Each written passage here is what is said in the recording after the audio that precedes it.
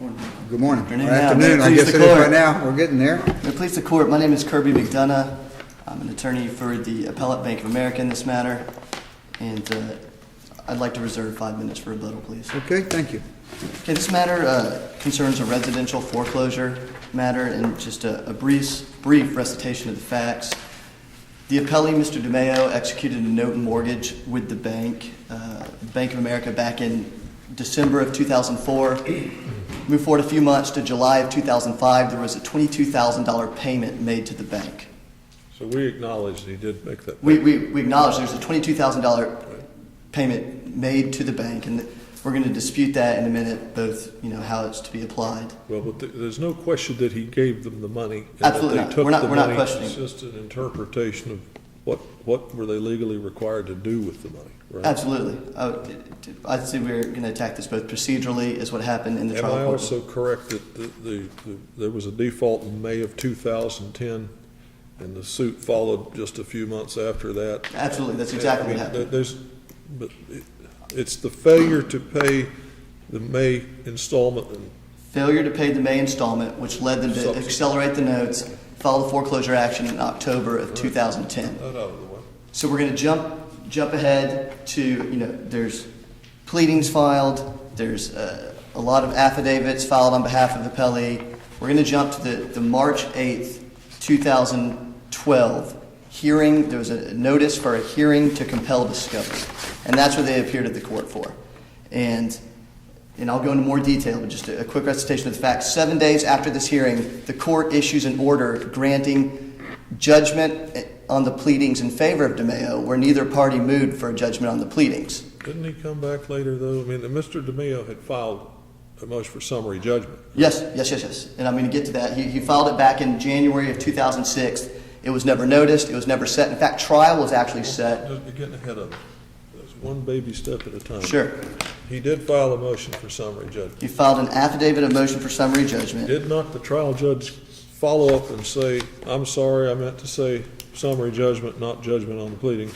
He did. After no party moved for judgment on the pleadings, we requested a rehearing. Then he goes, you know what? Because I adduced evidence, I'm going to say it was a motion in granting his motion for summary judgment. Now, here's where the problem comes, is there was no evidence attached to his motion for summary judgment. The appellee has presented no evidence to this court. And I think it's very, very important that we look to the language of the order, what the judge says, his reasoning for finding what he does, and that is Wasn't your argument that the way the loan documents were written, Mr. Demio's instructions were a nullity because the loan documents prohibited the application of those funds to future payments and required that it go to principal?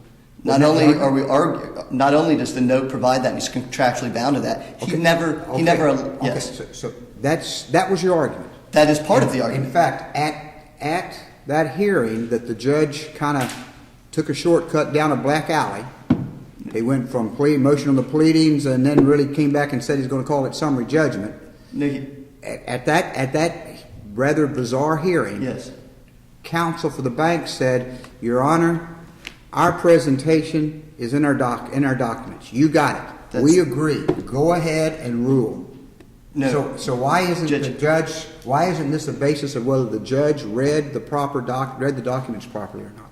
It's both. It's procedurally and substantively. I'm going to tell you right now, Mr. Demio in every pleading never alleges that he paid money to future reoccurring payments. He never alleges this. Most of your brief complains about a due process violation, and the judge just somewhere out of thin air says, "Oh, while I'm here, I think I'll just grant this guy's motion for summary judgment."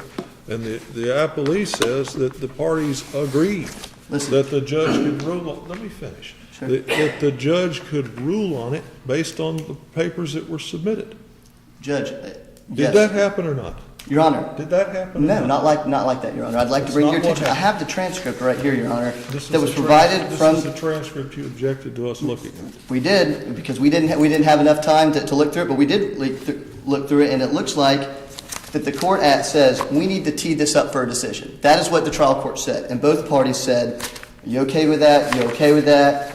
And then he goes, you know what? I'd like the bank to prepare numbers, an affidavit, something of the numbers that's going on. And then he says later, But with all, let's be fair, if you go back at the very beginning when the judge said, this is what the judge said, well, the big picture in all of this has to do with whether, and he was talking to Mr. Demio, you should be entitled to a prorated pay down of $22,000.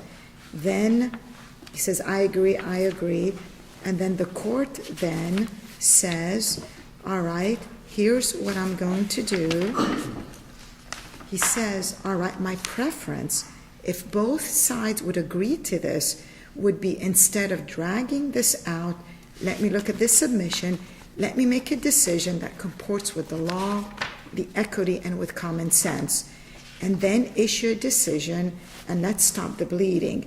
And both sides said, yes, sir, and then the court said, and if you're both in agreement, both of them said, it's fine with us, Your Honor. How can that be a violation of due process? no party had moved for judgment on the pleadings. There had been no hearing set for motion for summary judgment. And let's say in arguendo that they are allowed to move forward, and that is okay what the trial court did, moving forward to the due process issue. I want you to specifically to the evidence on record, because that's all the trial court can look at when deciding summary judgment. And so the evidence is we have a receipt from the bank that says cashier's check for principal reduction, page 51 of the record, that says what he paid that money towards. We have the language of the note, specifically section 4 of the note, I have the right to make payments of principal any time before they are due.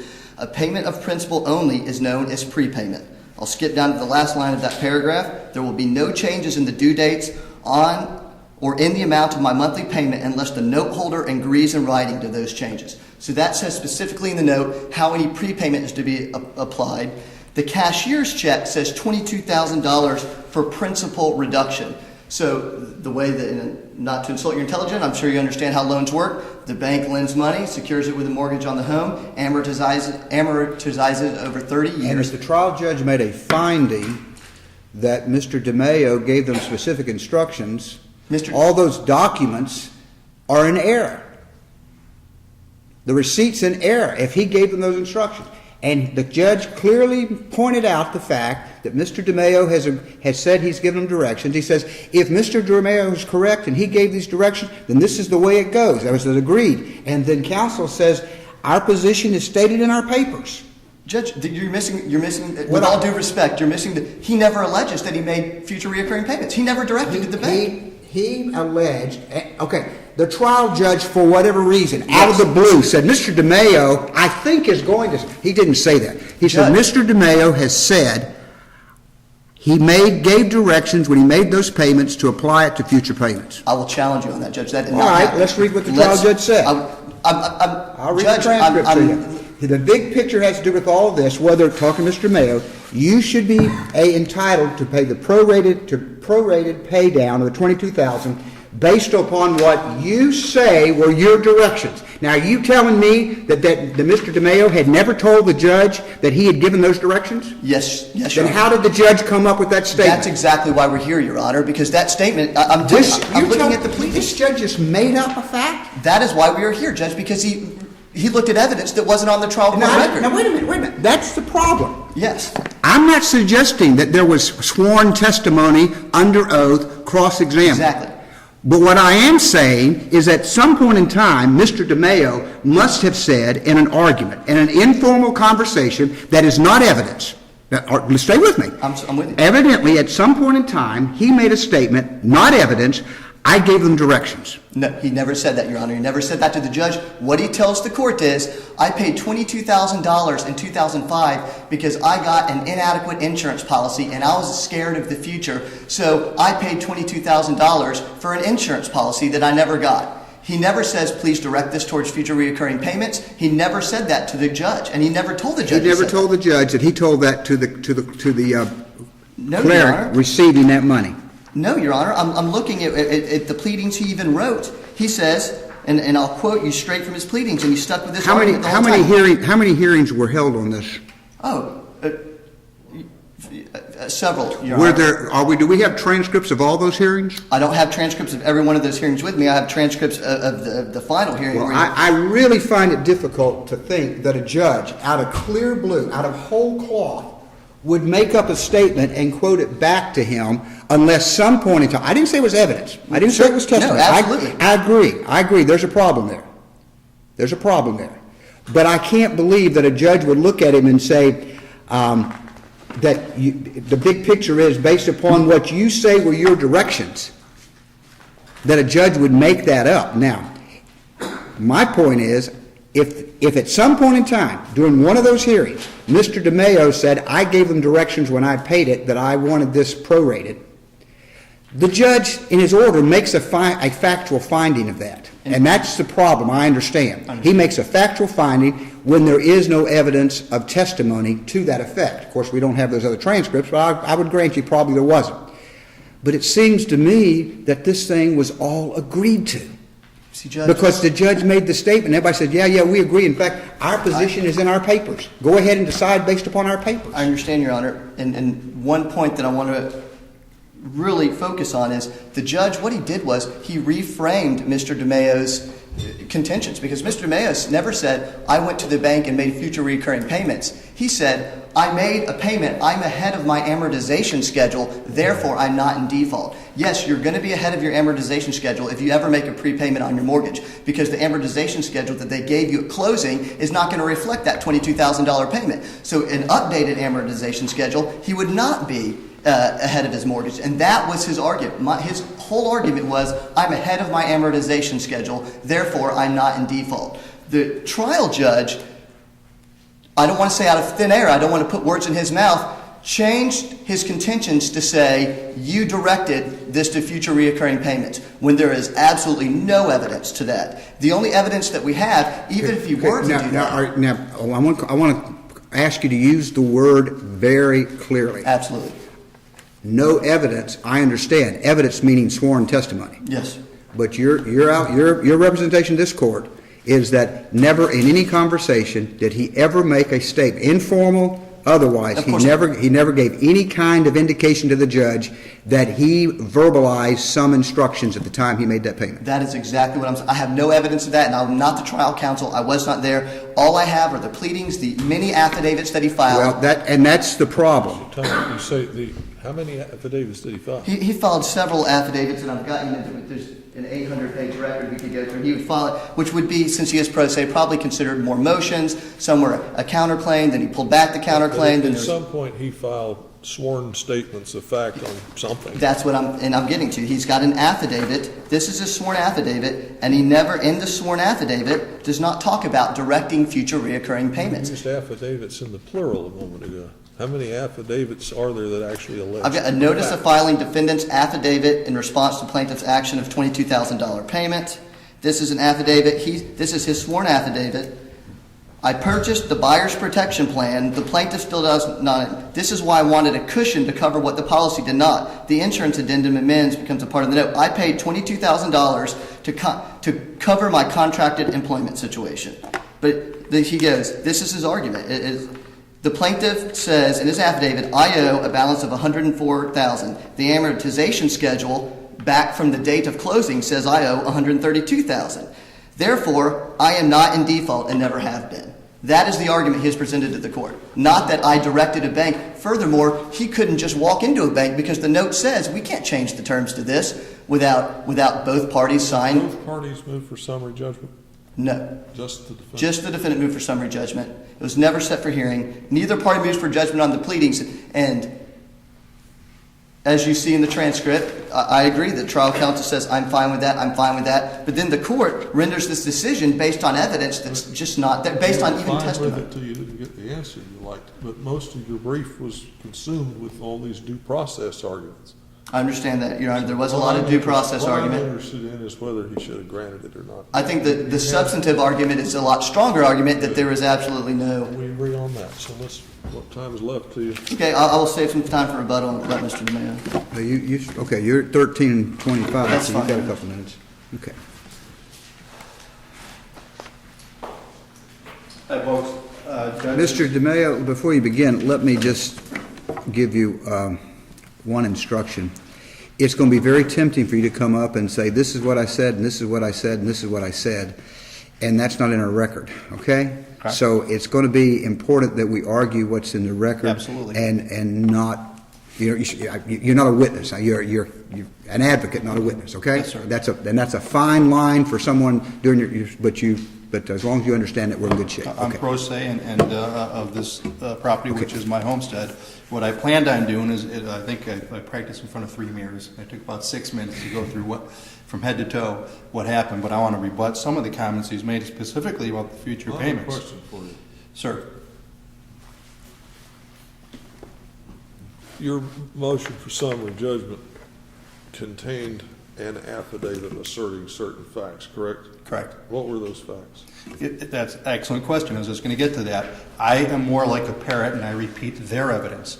All the evidence that I bring to the court was born and raised in Bank of America. My favorite piece of evidence was their affidavit. That's how I learned how to do affidavits. It was June 1st, 2011. It's made up of 3 parts. It's made up of the note, the acceleration notice, and most of the payment history. 5 out of 6 years, for some reason, they were missing the first year, hiding it from the I'll court. tell you why my question is so important, okay? Okay? There's no dispute, apparently, that you paid that prepayment of $22,000. There was for 9 months. For 9 months, they said they didn't pay the 22 grand. Today, there's not. In their position, as I understand it, is they were not required to let you miss mortgage payments simply because you had made that prepayment. And they state that the contract itself says that. And therefore, if it says that you had no reasonable expectation that it would be applied to your monthly mortgage payments. Then the council said that, they can't unilaterally change the agreement. But did you ever submit anything under oath in writing to the trial judge to the effect that someone at the bank agreed to apply this money to monthly payments? Not from the bank. When I did this was shortly after I bought the policy, which says if I die, it's paid off. Disabled, paid off. If unemployed, monthly payments are made unless you're a contract employee like me. That's why I wanted to establish something to cover that exact scenario, to make up for the inadequate policy, so I would have monthly future payments. Kind of like credit life insurance? Yeah, it's essentially assurance policy. The bank's wearing 2 hats, lender and insurance agent. They didn't show up at the closing. But back to the affidavit from June 1st, they missed the first payment. And I want to make this clear. I'm not doing a gotcha. Where they didn't say I was paying the 22 grand. But it's important to hold it up and say that at this point, they're still saying for that affidavit, and they're showing the court 5 out of 6 years, except for the $22,000 year, 2005, that I paid. The most important year, they're hiding from the court. They're still saying I didn't pay the 22 grand. In an April 22nd pleading, they say it's not part of the subject note. Alongside that affidavit from June 1, they have the acceleration notice and the note. In the acceleration notice, at the very last part of the page, it says, I think I've got it memorized by now, please specify if you want additional amounts used towards future payments rather than principal. That's what it says in their notice of acceleration. So somewhere in their world, that policy is allowed. And now it's in an affidavit where they say you can do it.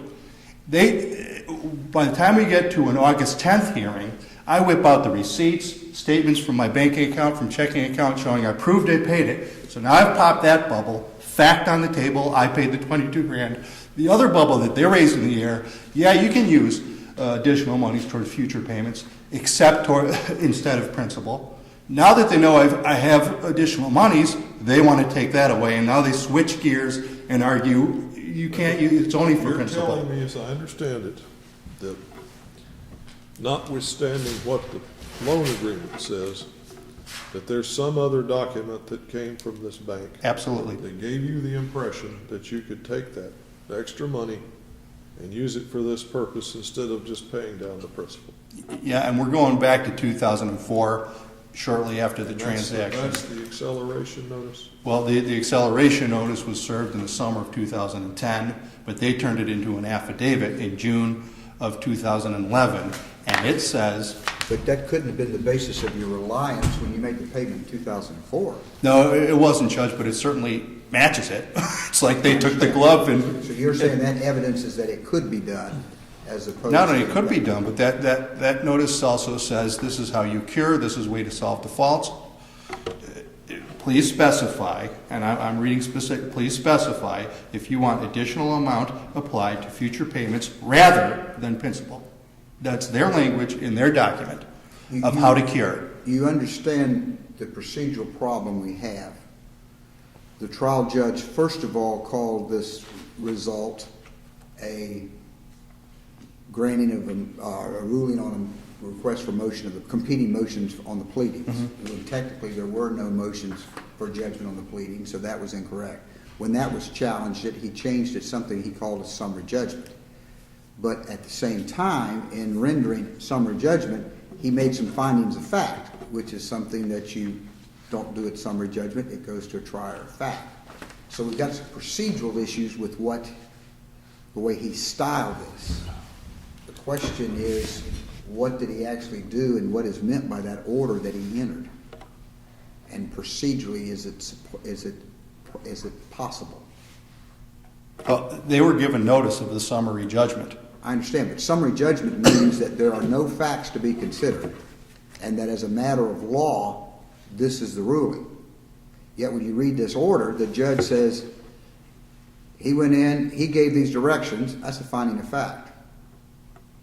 He gave these directions, and based upon these directions, he's entitled to have this money assigned to future payments based upon that entitlement, and that would be a reading of documents. Now, reading of documents could be, as a matter of law, the documents do allow this. So he's made a finding of fact, he's read the documents, made a conclusion of law, and now he's entered something he calls a summary judgment, which is supposed to be only issues of law and not matters of fact. And that's part of the problem, part of the rub we have with what he's called it and what he's done.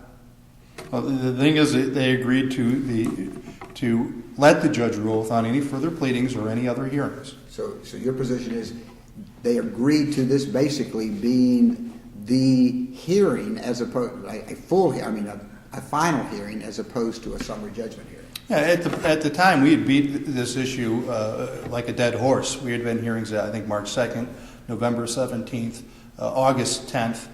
We'd gone over these issues over and over again. There was arguments and debates and evidence shown through affidavits and pleadings and at those hearings. So this was you know. But there's never been a hearing in which witnesses were brought in, hands were raised, testimony taken. Nope, that's what they agreed to do. We were moving towards that, and then both parties agreed to allow the judge to rule. And you know, I submitted the transcript. These folks filed an objection, 11 pages long, and this gentleman just said, because we didn't have time to read a 10-page transcript, they don't like what it says because it pops their latest balloon. We didn't agree. Well, now we know what they did. They did agree. It's in a position where I believe that any other judge would come to the same conclusion. I think a layperson would come to the same conclusion. I paid more money than I had to, sooner than I had to, and they're telling me they're going to foreclose. There's reason to believe that's unconscionable. It's unjust enrichment. They did things like hid the payment history in that affidavit from June 1st, that first year. Why would they do that? Why would they hide that payment history? They wanted to show I didn't pay the $22,000 at all in correlation with this loan. That's what they say in their 4/20/22 pleading. And then when I find out they did, I hold up what they've said all along, that it can go towards future payments, not rather than principal. That's their documentation in an affidavit that they swore over.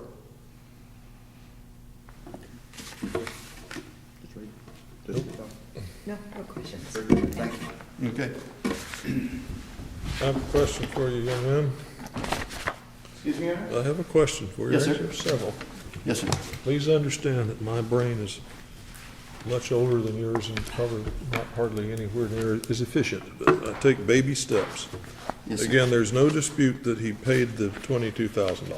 Yes, Your Honor. And I'm not the trial counsel. I don't know what transpired at the beginning of this case. Maybe they said we don't. I'm not worried Yeah, about that. no, sure. All I'm worried about is today. There's no dispute he paid it. No dispute. There's a $22,000 payment from July. And the loan agreement, or mortgage, or whatever, Yes, says that if you can do that, you can pay in advance. It will be applied to reduce the principal only, correct? It does say that. Yes, sir. Right?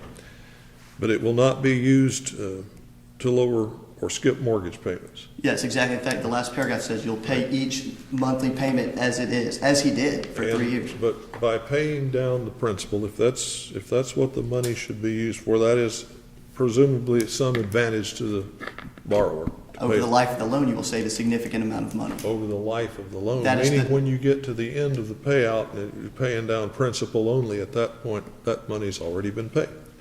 What they're saying is when you're allowed to prepay, as you know, the banks will lend, amortize it over 30 years so they make money off the interest on these. They'll say, you know what, we still want our money back. So if you want to prepay, we will reduce the amount that we'll actually make in principal, but we'll allow you to prepay without a penalty. However, it's going to be reduced to principal, applied to principal, and then it says specifically, pay each month continually, which I he did. understand that. That's Yes, what it sir. says. That's what it says. Yes, sir. Now, tell me your take on this language of this document he read to us that came in connection with the acceleration notice that he seems to interpret as giving him the option of converting that prepayment to the missing mortgage payment. And I'll have my colleague look for that. I do want to note on that, if any acceleration notice that came to him in May was 3 years after he made that $22,000 payment. That's fine. So when he made that $22,000 payment, he would have had no premonition that it would be applied to future reoccurring Well, I payments. understand at the time Okay. he made it, but if you sent him a document that led him to believe, well, you know, you missed your mortgage, we're demanding payment, but you can apply that prepayment. In other words, you no longer get the advantage that you have from having paid down principal because this money can no longer be used to pay down principal. But he interprets it as saying, you know, he can sort of subtract some of that prepayment and apply it to his. I'm going to take the benefit, but if I ever default on my mortgage, I'm going to be able to go back in time and say, whoa, whoa, whoa, whoa, I meant that to go to cover in case this ever He happens. says that the language gave him reasonable belief he could in fact do that. Yes, Your Honor, we're going to look for that paper right now.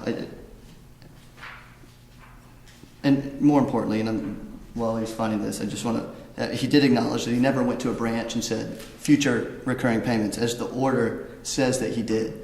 So, you know, even he acknowledges that language, he never, you just said that you never went. Okay, Yes, Your I'm Honor. not worried about that. I want to know about this acceleration I notice. did it for that purpose, Acceleration. the insurance policy. Perhaps the judge saw that and felt, you know, this is ambiguous, and maybe he felt like it was even okay with the bank to do it. The bank is I never. never saw a bank so unhappy to get $22,000. I don't think they were unhappy to receive the $22,000, Your Honor. Is when he alleged that there's a $22,000 payment, the bank is looking at the records and say there's nothing to cover future reoccurring payments. As any note works these days, credit card or whatever, if I have a $5,000 balance and I decide to pay over my minimum payment, I still owe money the next month. And he knew that. He's been in real estate for 28 years. He might be naive to procedural law, but certainly not to the mortgage industry. And Should have been the trial judge in this case. I'd have locked the two of you in a room with a mediator and never let you up. But, you know, understand that's water under the bridge. yes, Your Honor, and of course, we were not there at the trial level. I wish we could have been involved as well. And the trial judge had all of your documentation, the loan agreement, all of that type of thing. Yes, Your Honor. And that's what he referred to he was going to go over. Yes, this is the only evidence he had. Yes. Well, and then he makes the finding that the money was paid, that directions were given, Yes. and that based upon, I guess, after reading the documents, he was entitled to the benefit of having it prorated over future payments. The trial judge made that The finding. trial judge found a finding that he directed payment to a future reoccurring payments and that the bank accepted it. Of course, had there been a real summary judgment hearing, we would have wanted to know this person, we would have deposed them, we would have filed But discovery. that's part of the problem, is counsel's going, agreeing, the trial judge says, I tell you what, I just want to stop this thing, I want to go ahead, let me take your documents, and he says, he spelled out the scenario. He says, if Mr. Demio gave the directions, then he's entitled to this. If the document said he can't do it, then he's not entitled to it. Let me read your documents. And everybody says, okay, that's fine. Basically saying, Judge, you make the call based upon what you know now. Not, but Judge, you don't have evidence of this. Judge, we want to cross-examine. They didn't raise any of that. They said, Judge, just go ahead and do it. And while it's not really a summary judgment, it's a final judgment. Judge, and it's tried by consent because you said, go ahead and do it. He says that, but then the judge backs up over it and says, whoa, I'm not going to do that yet. He says it right here in the transcript. I'd like to study it a little bit. Then he says, you know what? I want the bank to prepare the numbers. Let's say what you say it's going to be, and let's say what he says it's going to be. And then how about we get the bank to do some sort of pay down schedule and see where we're at? What you're saying and what we're saying. On the last page, he says, and when I get that document, that will be my trigger to go ahead. 7 days later, after not reviewing any evidence, he issues the competing order judgment on the pleadings. So he said, yes, I'm going to rule this. I'm going to tee this up. Then he goes, well, let's see what the bank has to say. Let's see the schedule of payments. Let's see where this payment is applied. Once I receive those documents, that will be my trigger to go ahead. And 7 days later, he just issued the order without ever looking at that evidence. So he said, yes, I'm going to look at more evidence. What was that document going to show? Which one? The one that he didn't see. What was that going to tell him? What was the acceleration notice going to tell him? No, you said the bank's going to crunch the numbers and the numbers are going to show him something. What would that have showed him? It would have showed certainly how the prepayment was applied back in 2000. You take the benefit of the prepayment of the principal reduction for 3 years, and then it would have showed him where the mortgage is at, because he argued that he's ahead of the amortization schedule, and that is where the court is confused. What that document was going to show was not really whether he was entitled to future relief. It was going to show whether how far that relief was going to apply. He's asking you how far apart are you, and maybe you can work something out. That's what that sounds like to me. Okay. Well, it looks like there's a 27 numbers and see even if it were to be applied to 27 months of future recurring payments, that would have lasted until let's see, 27 months from July 2005. But he's got other payments he's made since then. Yeah, he has. But that's what he doesn't get credit for that. And that's what I'm saying, Your Honor. That's exactly what the note says. Exactly what the note says is. I understand. But you're suggesting that the trial judge had some essential piece of information that he needed from the bank. I would say Now, let me finish. Sure. Before he could decide whether Mr. Demio was right in saying he was entitled to future credit, or whether the bank was right that it had to be applied to principal at that time. It sounds to me like what you just read to me with the transcript, he wasn't asking for essential information to make that distinction. He was asking for information, and if I do decide that Mr. Demio is right, how far does the bank say this gives him credit down the road? And he came out and made a decision, I agree with Mr. Demio. Well, okay, Your Honor. I'd like to point out, I'd like to back it up, because the main point that the judge bases his order on, he says, I reviewed this, and the trial court, that is where the error is. That's why we're in the appellate court. He's saying, I found that he went to a branch. Yes, ma'am. I guess I like to go to the transcript. Sure. And the transcript of that, the court basically said, well, I'm going to assume based on the stipulation that it was received in full. We're talking about the $22,000, and then that amount was paid. And the only difference has to do with how it should be applied.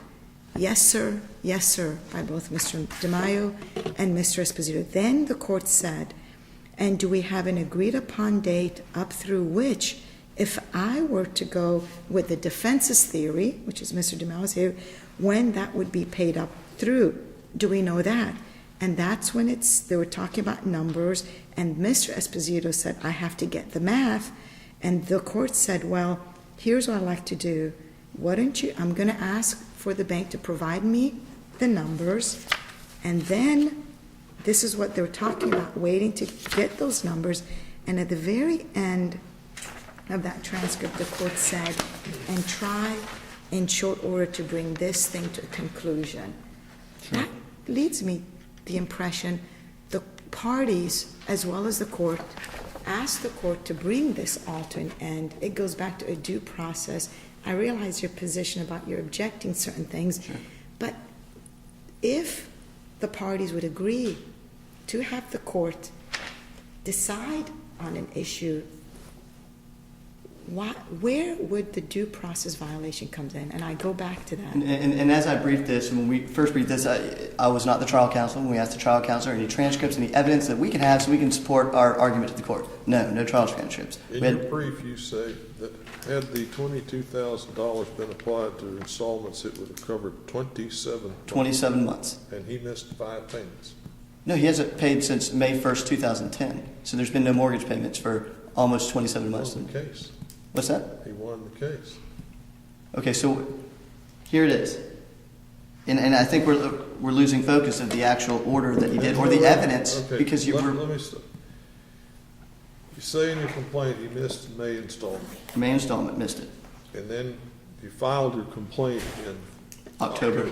Yes, sir. When was the hearing? The hearing for March 2008. Or, I'm sorry, March 8th, 2012. Excuse me. And that's less than, You're less than a year. that's less than 27 months later. No? May 10th, it would be the fall of 2012. I was covered for that. What I'm saying is, May 10, he misses the payment. March 12, you have the hearing. The judge makes a decision in March of 2012, correct? Yes, sir. That's not 27 months later. No, you're right. It's So not. basically, if we applied, as the defendant is arguing, as the appellee's arguing, we would contradict the note that he is bound to, contradict the payment schedule, and say that he went to a branch and directed a payment when that didn't happen. So if we want to go against the I'm not contract. sure he's saying that. That's what I'm That's hung up on. what the because judge said. When he, never mind. I'm sorry, Your Honor. No, never mind. Okay, you need to wrap it up. I've kind of let this go on, but we've all had a lot of questions of you. Sure. I thank you for your time. I certainly didn't, want to annoy you. I just wanted to get to the point of the evidence that the judge relied on when rendering his decision. Therefore, it should be reversed back to the trial court level, allow Bank of America to proceed with its foreclosure action, and certainly there's issues of material fact that if he wants to raise at trial, that would be the appropriate place to do that. Thank you for your time. Very good. Thank you both.